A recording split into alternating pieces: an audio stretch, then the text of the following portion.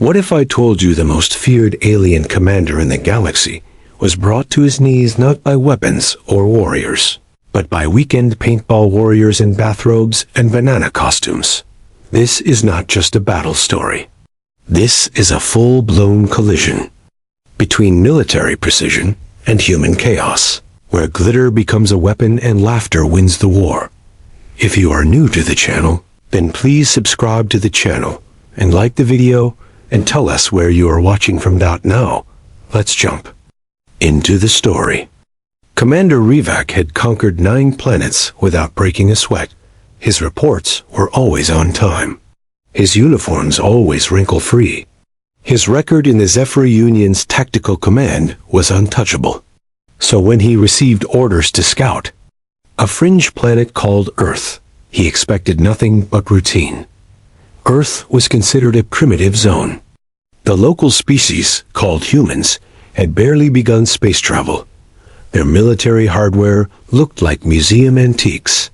Their communication systems ran on frequencies that gave Zephyr equipment a headache, and their leadership structure seemed to be based more on yelling than strategy. Perfect, Rivak thought. An easy mission. Observe the species. Document their defenses. Then return to base for a proper invasion plan. The scout ship Leafhopper entered Earth's atmosphere cloaked in silence. From above, the planet looked like a blue marble floating in the dark. Harmless. Joining him on the mission were 3 specialists. Cultra, an expert in cultural mimicry.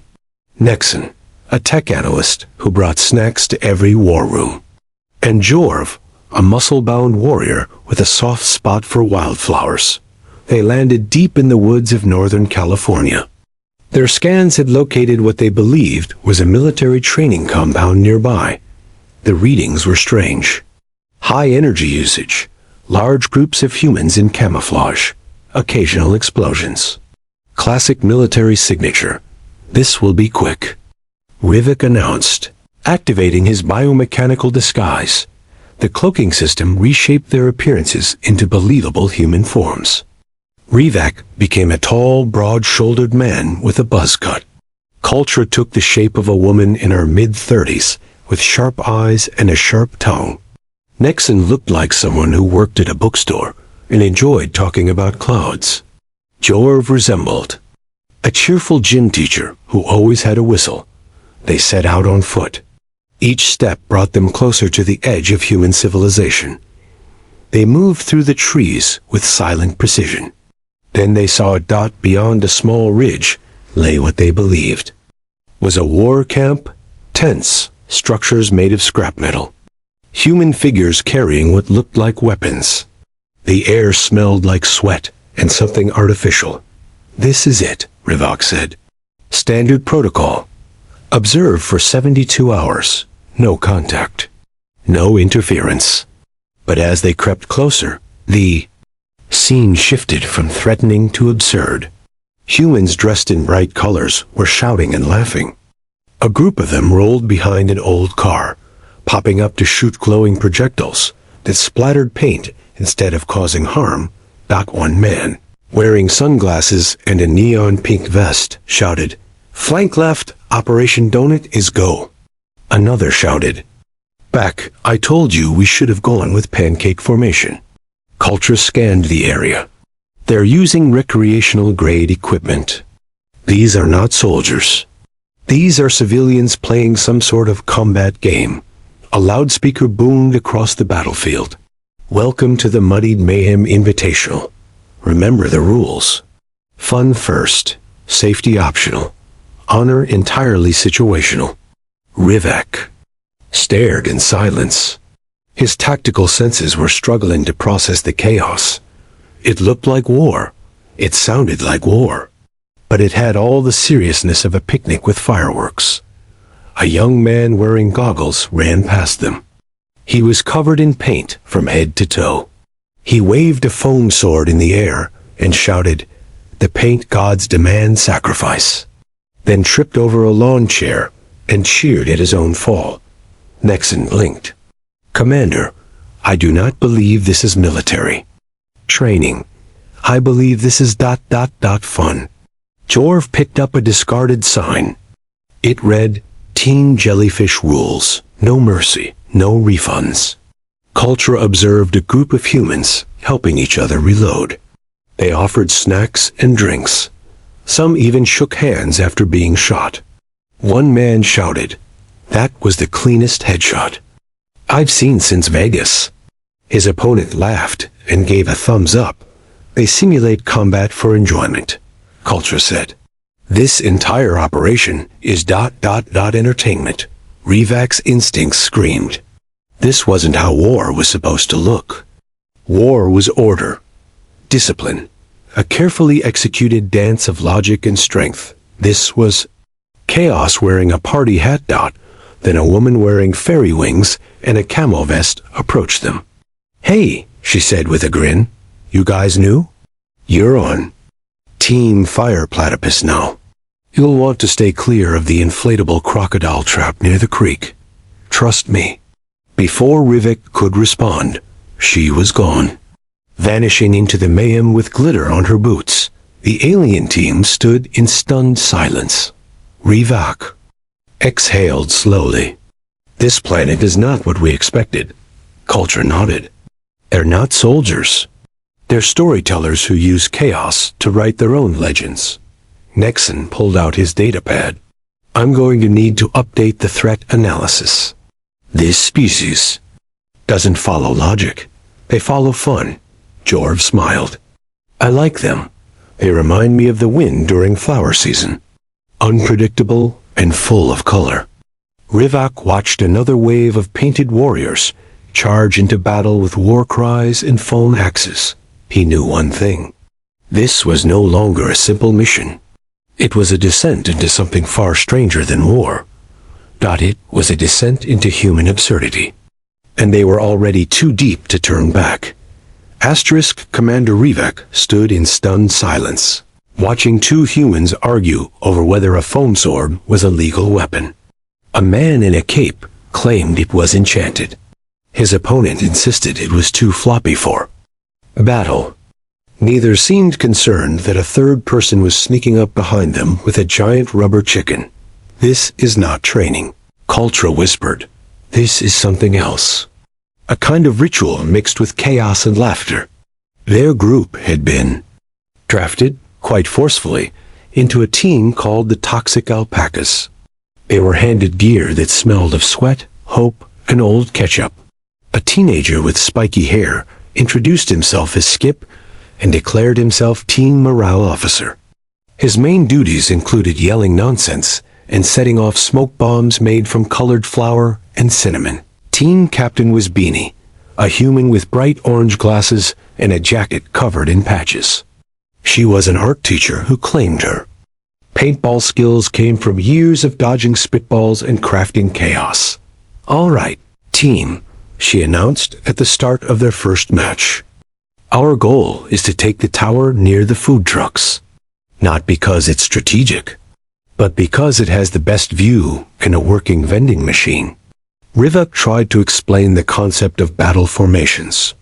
Beanie nodded politely, then handed him a glitter-covered helmet. "We don't do formations," she said. "We do fabulous disorder." As the match began, humans rushed the field in every direction. Some ran, some rolled. One woman danced while tossing paint grenades like flower petals. RV. The strongest of the alien team was hit by a flying paint balloon launched from what looked like a slingshot made from gym socks. He wiped the paint from his eyes and smiled. "I admire their creativity," he said. Caltra kept her scanner active, but her data was meaningless. No patterns, no rhythm, just movement and color and noise. She watched as a man used a leaf blower to fire a volley of paintballs from behind a barbecue grill. Nexon, crouched behind a stack of tires, was trying to calculate angles. But his math could not account for the fact that one human had apparently constructed a paintball trebuchet using a ladder and bungee cords. In the middle of the field, Rivik encountered Marlowe. He wore a purple scarf, carried a ukulele, and claimed to be a tactical bard. He strummed chords while reciting battlefield poetry. His verses distracted opponents long enough for his team to ambush them. "Your weapons are logic," Marlowe told Rivak with a wink. "Ours are nonsense and noise." The alien commander had trained for decades. He had faced elite war units and defended his homeworld from pirate fleets. Yet here he was, crawling through inflatable flamingos, while humans debated whether a foam taco counted as ammunition. That a turning point came during a heated skirmish near a rusty slide. The toxic alpacas were pinned down by a team calling themselves the Thunder Geese.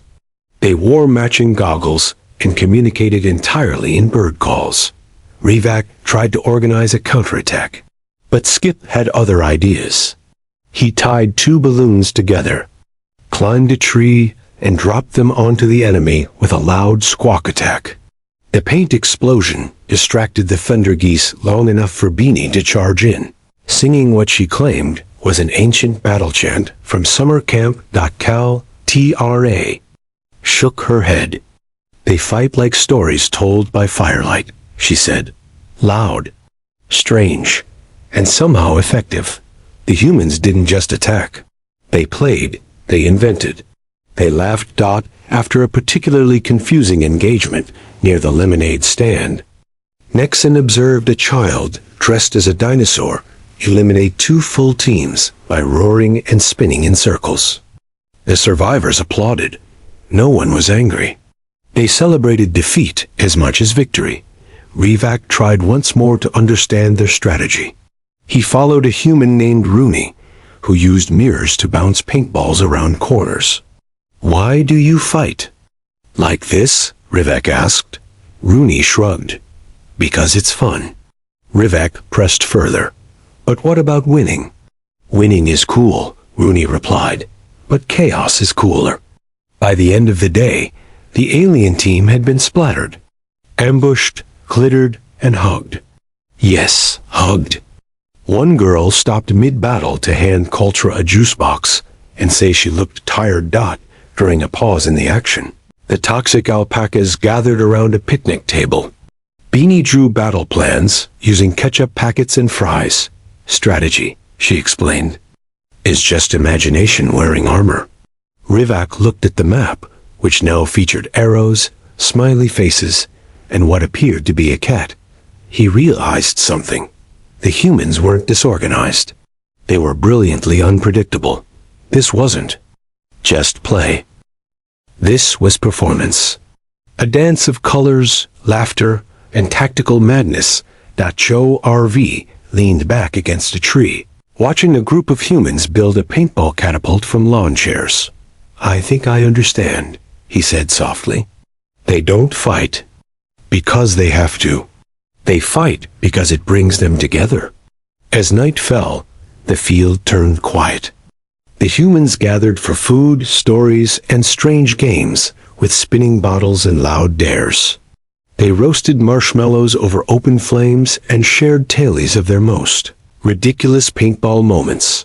Rivak stood at the edge of it all, confused, curious, and for the first time in years, unsure what would happen next. This mission had become something far stranger than observation. It was a lesson in joy wrapped in camouflage. A training ground not for war, but for wonder. As the stars appeared overhead, Rivak knew one thing. Earth was not a simple planet. Its people were not simple beings. They were chaos and color. And he had a front row seat to their brilliant confusion. Dawn broke with a soft light and the promise of more paint-based mayhem. Commander Rivak stood silently, watching the battlefield from a small ridge. Below, humans were already preparing for another round of colorful combat. They laughed, stretched, and compared bruises like they were trading war trophies. This was the third day of observation, and nothing had gotten any easier to understand. Call Tra sat beside Rivak, recalibrating her scanner again. "Their energy patterns are consistent with high morale," she said. but their tactics remain unclassifiable. Nexon had stopped trying to track logic.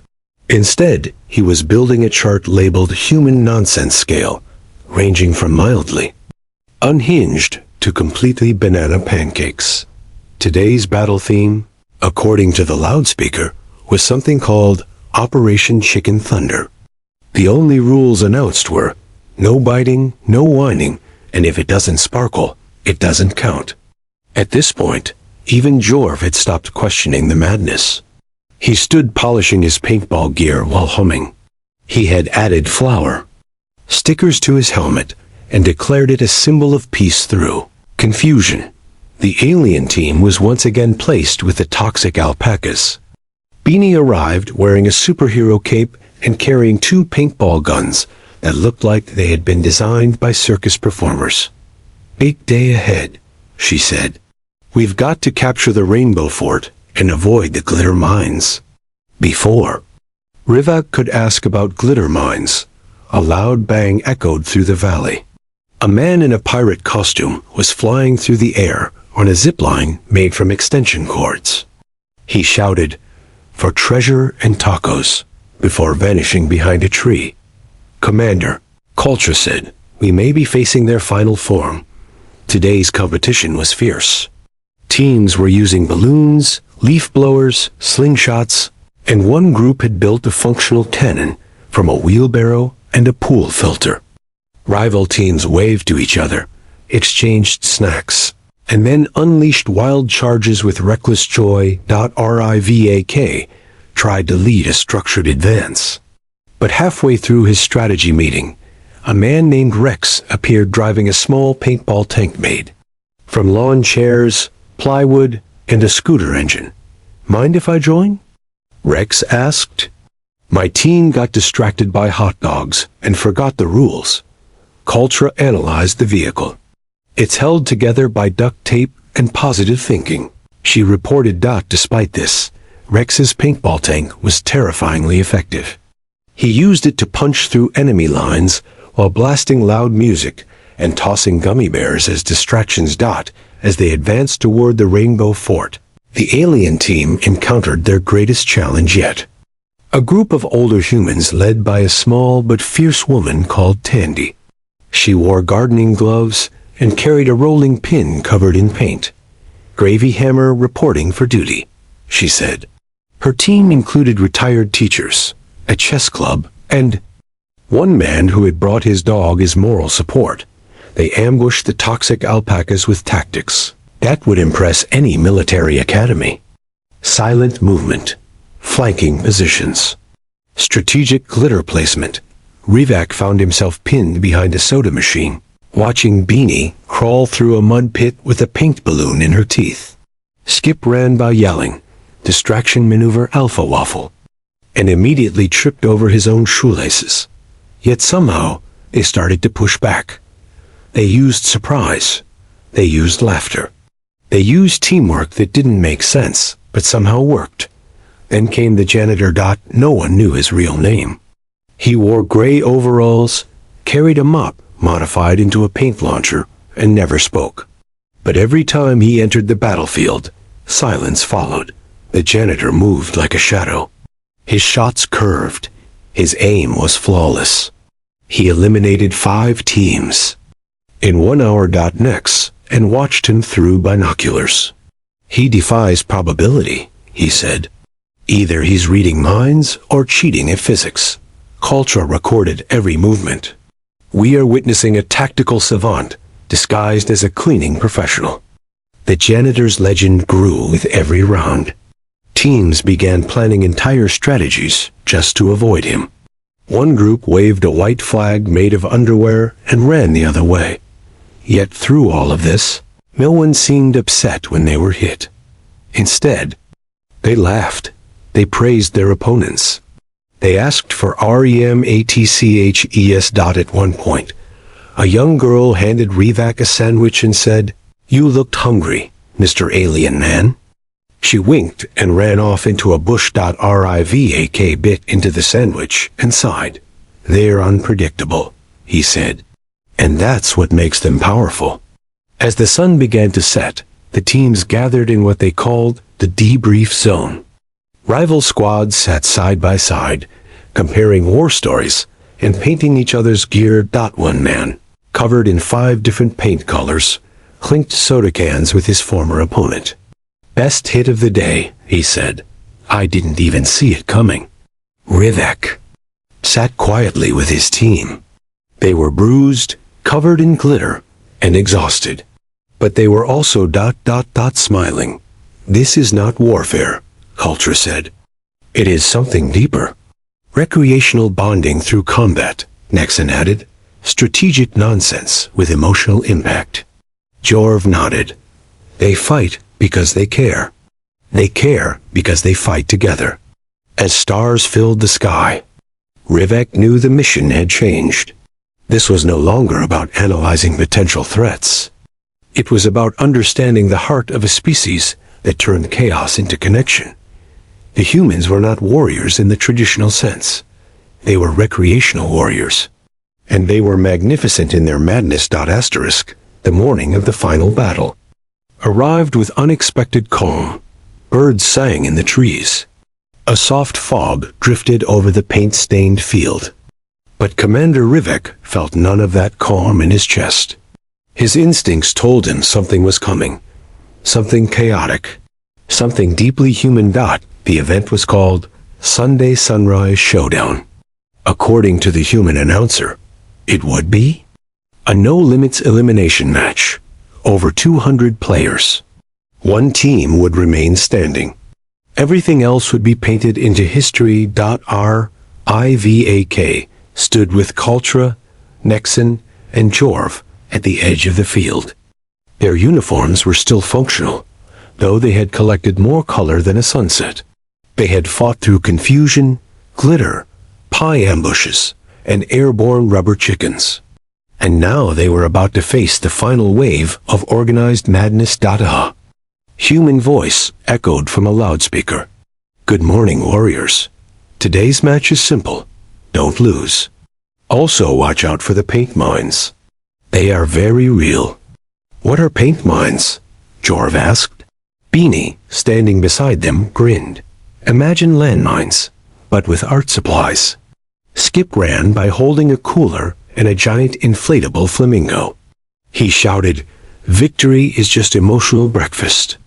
Let's go." The horn blasted. The battle began. Humans rushed the field from all directions. Some wore full tactical gear. Others wore bathrobes and masks. A group of teenagers had rigged their scooters with paint sprayers. One team had built a working trebuchet. Another launched smoke bombs made of powdered candy. Strategy and silliness moved together like dancers in an unpredictable storm. Rivek tried to find order in the mess, but every second shattered expectations. One human climbed a tree, yelled his lunch order, then used a mirror to snipe 3 opponents with perfect shots. A woman rode a shopping cart down a hill while singing an opera solo and firing a dual-wielded paint launcher. Her accuracy was terrifying. Her soundtrack was flawless. "This is not combat," Kultra whispered. "This is performance art with battle rules." Near the center of the chaos, the janitor returned. He moved like smoke and left. Trails of neon behind him. His mop launcher struck targets from impossible angles. He leapt from rooftops and vanished into shadows. Humans both feared and admired him. The alien team kept moving. They worked alongside the toxic alpacas. They advanced through inflatable barriers, behind snack tents, and across makeshift bridges made of trampolines. Everywhere, humans laughed. They shouted battle cries. They shared water bottles. They treated war like a holiday. Nex and was tagged by a paint grenade shaped like a pizza slice. As he fell dramatically, the teenager who hit him helped him up. "Nice dodge," the boy said. "You almost got me." Respect. Kultra was nearly ambushed by a squad hiding in a bounce house. They called themselves the Pancake Battalion. She escaped by confusing them with compliments about their matching socks, .chorv was tackled by a man in a banana costume. They ended up debating fruit-based battle tactics behind a tree while throwing paintballs blindly over their heads. But it was Rivak who faced the moment of truth. He was surrounded by 5 opponents, trapped near the flag zone. Then a girl named Ellen approached him. She handed him a flower crown made of plastic vines and said, "You look too serious. Lighten up, General." He took the crown, placed it on his head, and tagged all 5 opponents in a single move. They cheered. They gave him a nickname. They called him General Giggles. When the dust settled, one team remained. They had no formal tactics, no coordinated strategy. Their only rule was to have fun, and they won bout at sunset. The humans gathered for what they called after-battle celebration. It was part meal, part storytelling contest, and part group therapy. Players laughed about their best shots. They reenacted their worst moments with exaggerated drama. They shared tips on gear and trading secrets. On bounceangle.physics.call.tra sat beside a woman showing how to make a paintball vest from pool noodles. Nexon debated trajectory theory with a former engineer using napkin math. Jorv helped cook marshmallows while telling haikus about tactical hugs. Rivek stood quietly. He looked across the field, now littered with color and memories. He opened his communicator. It was time to report. "High Command," he said. "This is Commander Rivek. Mission complete. Earth is not a threat in conventional terms. They have limited technology, no formal strategy, and a love of nonsense." He paused. "But they are something else entirely. They fight with joy. They train by playing. They turn warfare into bonding. And they do it all while laughing at rules. They are tactically unpredictable, psychologically resilient, and completely immune to traditional intimidation." He concluded with one final sentence. "We must not invade this planet." His message was sent. The reply came fast. Earth was to be marked as a protected zone. Invasion canceled. Species classified as psychologically hazardous. Rivak sighed with relief. The humans had won without knowing it. Without trying. As their ship prepared for departure, he looked down at the planet. Somewhere below, Ellen was probably building next year's flower crown. The janitor was likely training with new mop upgrades. And someone, somewhere, was already planning the next big battle full of laughter, glitter, and foam swords. Any final thoughts, Commander? Kaltra asked. Rivek nodded. "If the universe ever learns to take itself less seriously," he said, "it will owe that lesson to the humans." The ship disappeared into the stars, and Earth remained behind, wild, strange, and unconquered.